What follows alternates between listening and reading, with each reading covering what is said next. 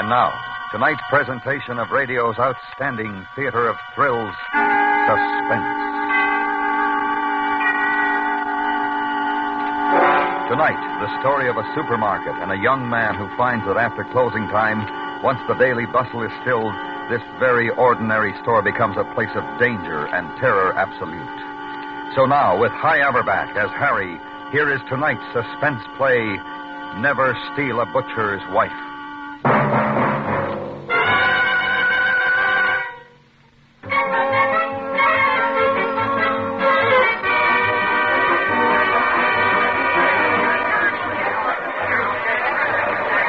It started the first day of the job. I was clerking the liquor department of the supermarket. I haven't been in Los Angeles a week. My brother, when I left New York, had given me this letter to a friend of his, a guy who owned a string of these supermarkets. The letter was about could he use me, I was a good fella, he could count it a favor, you know.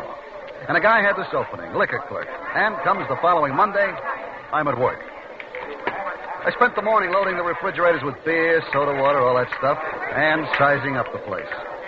You know, back east, we don't have many of these supermarkets. There was the vegetable department run by a nice little dark guy, and there was a delicatessen that was run by an old geezer and his frau. There was a bakery department and meat department, and, of course, the groceries. No clerks. You pushed a little cart around and helped yourself. To get out, you passed the cash register, and the girl loaded your stuff, rang up the price.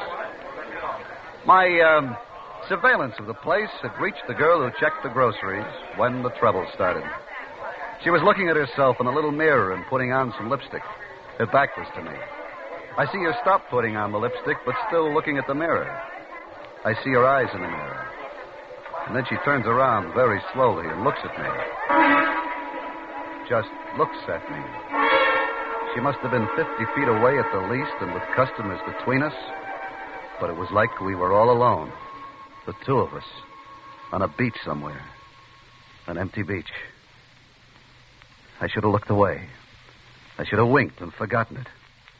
I should have gone on stacking beer and thinking about how to be a success. That's what I should have done. What I did do was I stood right there and locked eyes with her for I don't know how long. And all the time I was looking at her, I was sending her mental telegrams. Hey. You and me, baby. Hey, you. You and me. Hey. You and me, baby. Hey, what's the matter? Asleep on your feet? Huh? What'd you say? You're the new guy, huh? Yeah, I just started this morning. I'm Nick Arno. I work the vegetables.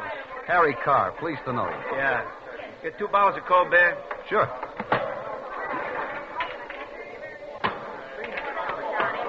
Cold as a witch's heart. Only don't open them here by the counter. You know the law. I have them out back with my lunch. Nick. What? Come here. Gal over there by the cash register. Mary? Is that her name, Mary? Yeah. What about her? That's what I'm wondering. What about her? Oh. No soap. She's married. You kidding? You see that big guy over there with the knife? The butcher? Yeah? You ask him if I'm kidding. Well, who's he? Her husband. Oh. See you.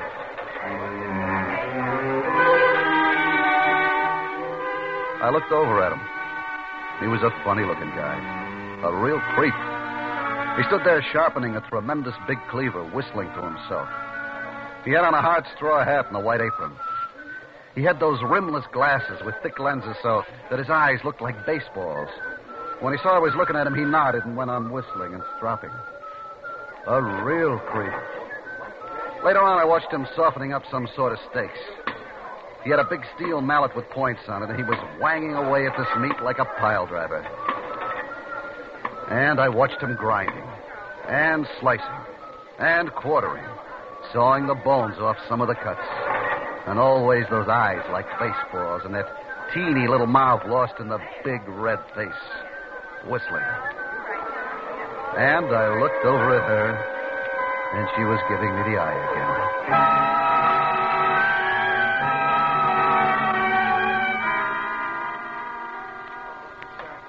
We closed at 7. The vegetable guys carted out the old stuff. The delicatessen man put away his pickles. I checked the register, counted my slips, and made my entries. Kraus, the butcher, was still there, packing and cleaning, putting stuff in that big refrigerator room back of the counter. But she had left. I got into my street coat and walked out.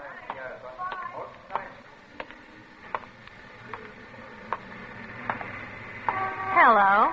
She was standing looking at the shoe display a couple of doors down from the market. I said hello. Don't you say hello wherever it is you come from? Well, sure. Hello. You taking the bus? Yeah? Which way do you go? Down to Western. Oh, I'm going that way. I'll drive you. No, I don't think you'd better. What's the matter? I wouldn't want to trouble you. No trouble. Come on. I'm parked right here. What about Mr. Krause? Oh, he'll be there an hour yet. He takes the bus. Oh. Come on. Well, come on. Don't be afraid. You're afraid of me. No, I'm not afraid of you. Well, then get in.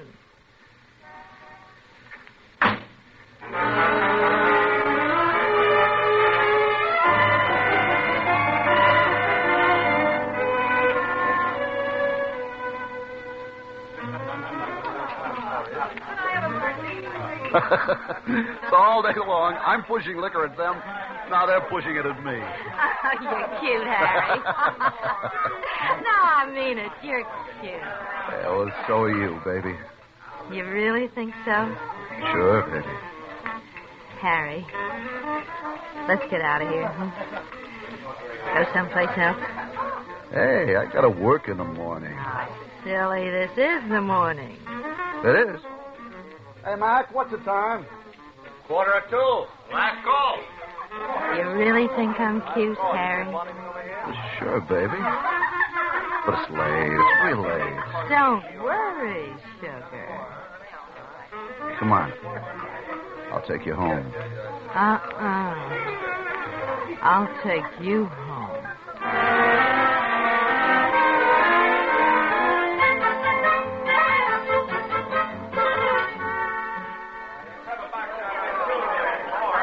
Of course, I felt lousy the next morning. I'm not much of a drinker. But she looked fresh as a daisy, smiling and joking with the customers. I didn't look over there. I didn't want to. Didn't want to think about what must have gone on between her and Krause when she got in. He didn't look happy. I knew why. I kept waiting for him to turn those baseball eyes on me. But he never did. Just went on smashing, slicing, grinding, sawing, all that.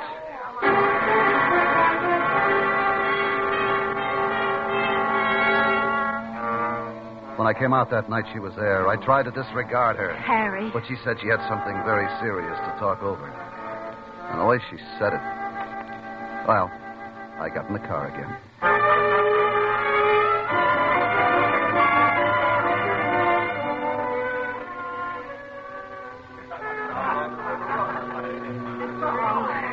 He's awful. Really, you don't know. Yeah, I guess it's tough. You just wouldn't believe some of the things. Yeah, look, baby, I think we... He's crazy jealous. Of you? Yeah. Isn't that silly? Well, I guess maybe... Jealous of me. Or should I say, of you. Me? What does he know about me? What did you say? Well, I got in this morning, and there he was, sitting up like Grandma in his bathrobe. He said, "Where have you been?" And I said, "What's it to you, Auntie?" I call him Auntie. It drives him crazy. He said, "Don't you think you can fool me?" And then he started to cry and say a lot of things about Babylon and sitting on the waters. Real crazy talk. Well, I better go. Oh, now don't be silly. He doesn't know who you are or who it is. But he could find out. Oh, no. Not unless I told him. You wouldn't do that? Of course not, baby. As long as you're good to me.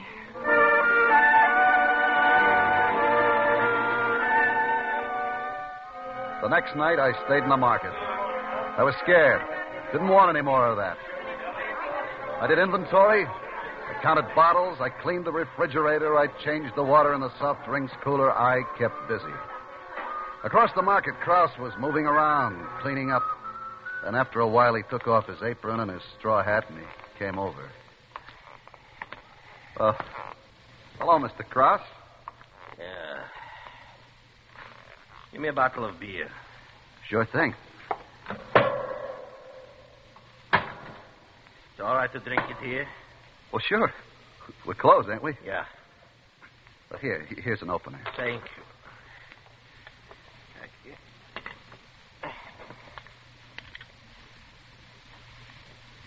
Ah. You're working late. Well, you know how it is. Nothing to do evenings. No? No, I'm new out here. It takes time to make friends. For me, maybe it would take time. Not for you, a good-looking young fellow like you.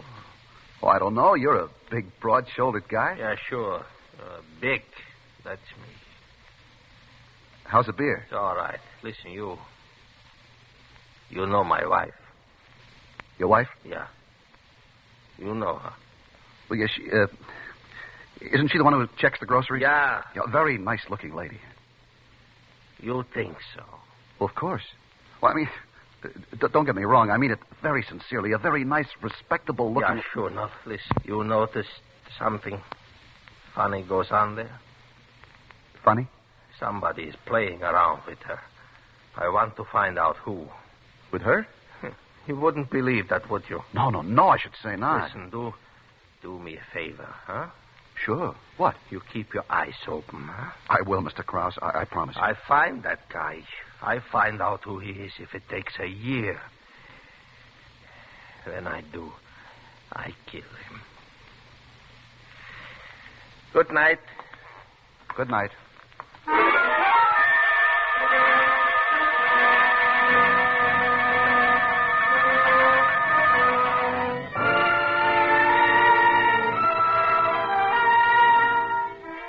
You're listening to Never Steal a Butcher's Wife.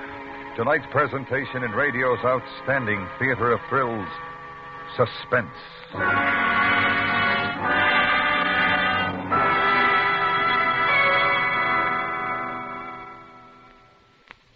There are all kinds of tales of suspense, and you'll find an exciting one when you listen to the latest Perry Mason story on CBS Radio tomorrow.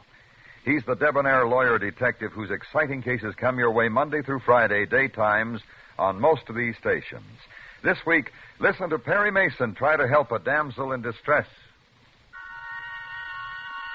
And now, we bring back to our Hollywood soundstage Hy Averback in tonight's production of Never Steal a Butcher's Wife, a tale well calculated to keep you in suspense.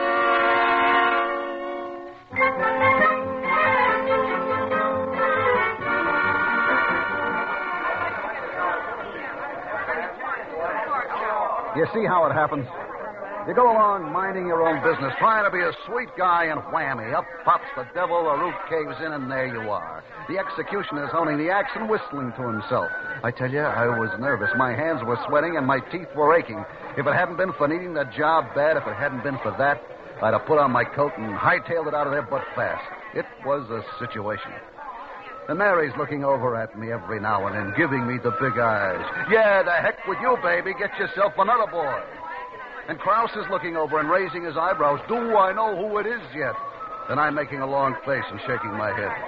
And then Nick, the vegetable man, comes over. I see you didn't understand what I told you the other day. What's that, Nick?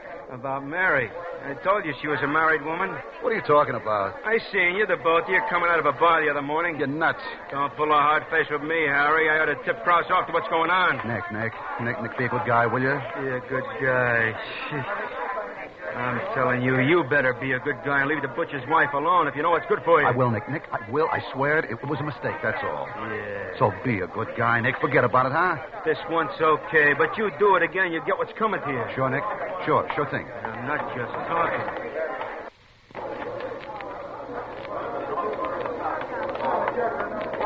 Harry. What?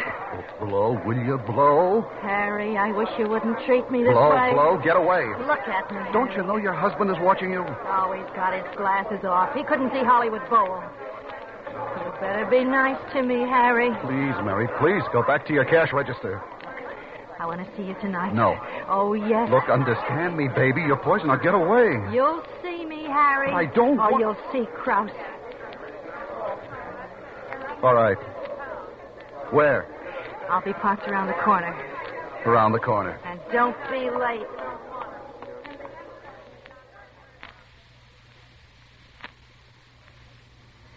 Oh, look, now stop being silly and get in. Look, can't you understand? I don't want any trouble. What are you so afraid of? Trouble! Oh, come on, baby. Let's go have some fun. Look, please, I've asked you not... What is it? Hello. I warned you. You got it wrong, Nick. Oh, no. Say, what is all this? You shut up. Don't you talk to me like that. I'll talk to you like I please, cheat. Harry! Hit him, Harry! I didn't hit him. He was looking down his nose at me, and he was a nice, wide-open target, but I didn't hit him. Because all of a sudden, I knew what I had to do, and I knew I had to do it fast. Harry! Where you going, baby? I didn't turn. Nick was still back there beside the car. I went into the market.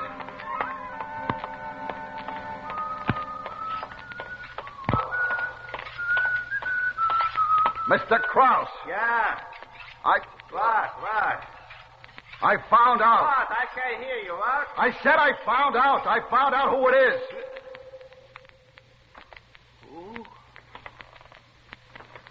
Who? Nick. The vegetable man? Yeah. The vegetable man. Now, look, Mr. Krause, I knew yesterday, but I didn't want to get him in trouble. I told him to lay off, but he said nuts. He said if I opened my mouth, he'd tell you it was me, that I was the one. Vegetable man. I'm sorry, Mr. Krause. I never did like him. I never did. Well, good night. Vegetable man.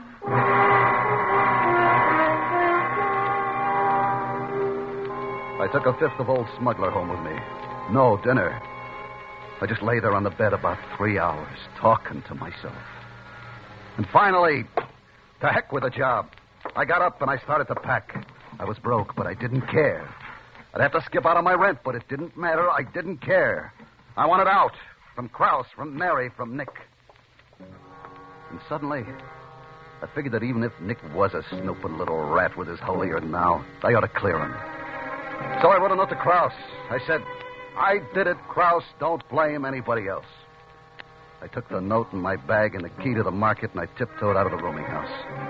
I caught a bus and went to the market. The boulevard was deserted.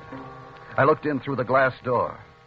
In the back of the place, up high, there was a red neon beer sign that blinked on and off. On and off. I unlocked the door, went in, locked the door behind me. The place was eerie in the dark, what with that red light blinking on and off. 1 minute the place was pitch black, the next it was 1,000 little red lights bouncing off the canned stuff in the grocery part. I went to the butcher counter first, and I laid the note on the scale where he'd be sure to see it. Then I crossed over past the vegetables and the bakery, past the delicatessen to the liquor department.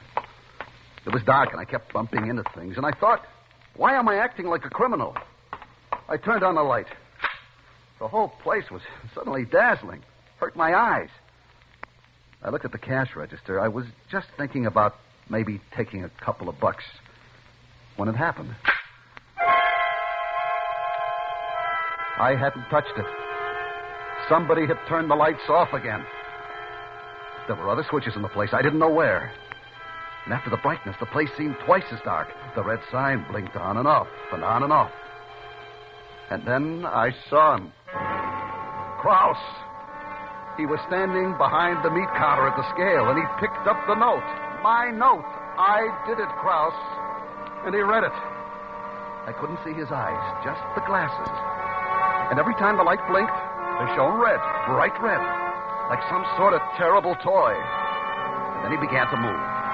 And it was like a movie that you see one frame at a time. Each time the light blinked on, he wasn't where he'd been before, but closer. Closer.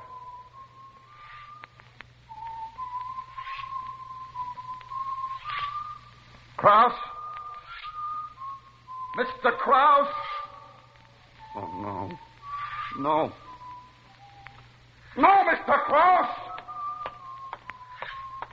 Those red glasses kept coming at me. I edged toward the vegetables, and he moved too. I moved the other way, toward the groceries. There was a railing. I climbed over it, and I was in one of the long, narrow aisles of cans and bottles. The stuff was piled head high. I waited, hoping maybe he didn't see me. But he did. I hid behind a tower of dog food boxes. He sounded 30 or 40 feet away. I waited.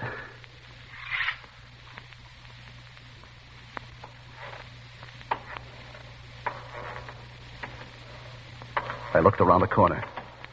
He was looking down another aisle. I ducked my head back.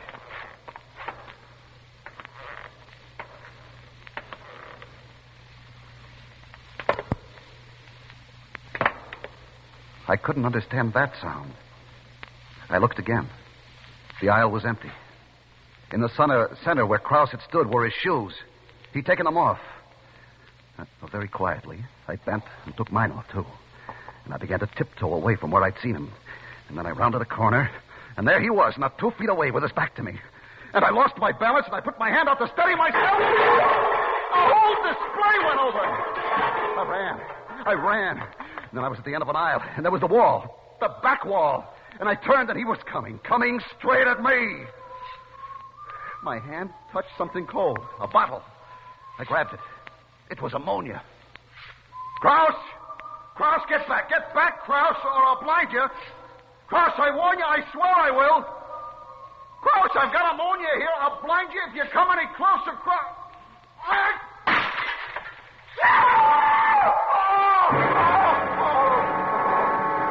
He stood there like a crazy blind giant, tearing at his eyes, the ammonia running down his face. I didn't wait. I ran past him, bumping him aside. Ran and cut around the cash register and past the delicatessen and the bakery to the door. It was locked. The key, I'd left it in the lock, and it was gone. I tried to break the glass with my fist, but it was like steel. I tried to kick it, but I left my shoes behind. And Krause kept coming, feeling his way along, moaning, silhouetted in the blinking light, the red light that gleamed like a tongue of fire on the knife he held in his hand. I slid behind the counter of the meat department. Under my feet, the sawdust. I bent, scooped up a handful. His face was awful, twisted and gleaming in the blinking red light. His glasses were gone and his eyes were screwed tight shut in pain. He stopped 10 feet away, swaying. Then he opened his eyes, opened them as wide as he could, and moved his head from side to side, trying nearsightedly to see me. And then his head stopped moving, and holding it sideways, using one eye to see me. He came on, the knife held way back. And I waited. And I let fly with the sawdust and jumped to one side, my back against the wall, and he twisted and skidded in the sawdust, and he fell. And then he was very still for a moment. I waited, backing. He rose to his knees. In the blinking light, I saw the knife. He'd fallen on it. It was sticking out of the middle of his chest. Krause! Then, very slowly, he got to his feet. One hand over the place where the knife was. And then he started toward me again. There was a rack over the chopping block. He reached up and got a cleaver. I backed. Behind me, I felt a large, cold handle. The door to the meat storage room. I heaved it open.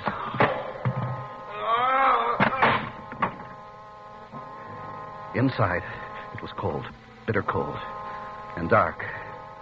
In the center of the door was one small, thick pane of glass. It was clouded. I wiped it clear with my hand and looked out. Krause stood there, his face an inch from mine, looking in. And then his eyes rolled back and his face went slack and he fell out of sight.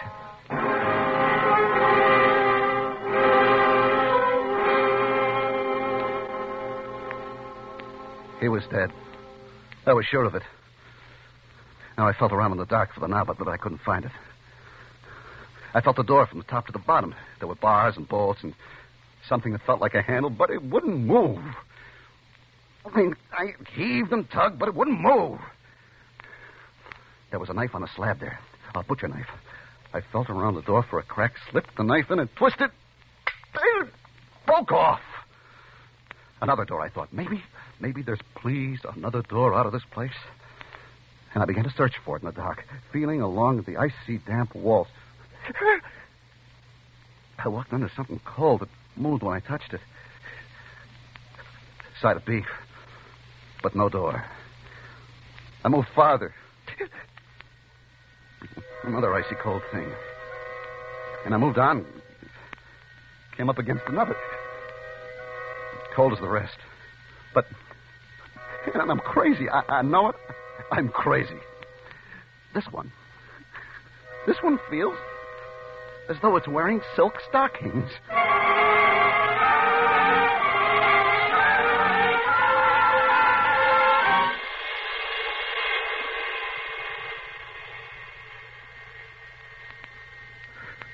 So here I am. It's awfully cold. Cold as a witch's heart. Cold as a tomb. This thing I have in my hand, this knife handle, I wish it had a blade. I know what I do, I know. But it hasn't. Anyway, I'm innocent of anything. They'll believe me. They will. There's a letter outside on the scale. It says, I did it, Krause. Don't blame anybody else. And there's my suitcase. That'll prove I meant to go away and not to cause anybody a hard time. And there's... Oh, the time goes slow. While I'm waiting and waiting and waiting, I'll tell myself the whole story again. And again. And again. It'll give me something to do, you know. Something to think about. You see, it started the first day of the job. I was clerking the liquor department of the supermarket. I hadn't been in Los Angeles a week. Now, my brother, when I'd left New York, had given me this letter to a friend of his, a guy who owned a string of these supermarkets. The letter was if I could use me, I was a good fella. He kind of a favor, you know.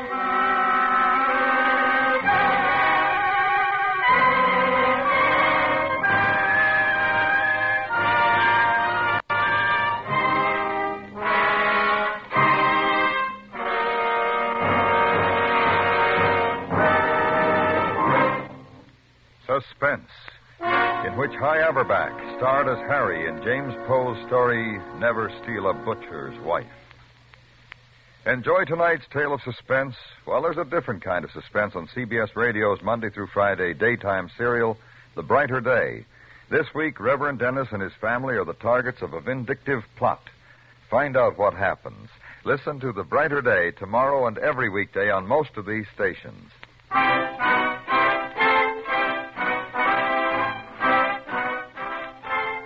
Suspense is produced and directed by Norman MacDonald, with music composed by Lucien Morowick and conducted by Lud Gluskin. Never Steal a Butcher's Wife was written for Suspense by James Poe and starred High Aberback as Harry. Featured in the cast were Paula Winslow, Jack Crucian, and Lawrence Dobkin. Stay tuned now for yours truly, Johnny Dollar, which follows immediately over most of these same stations. Listen while you work. Enjoy Hilltop House every Monday through Friday in the daytime on the CBS Radio Network.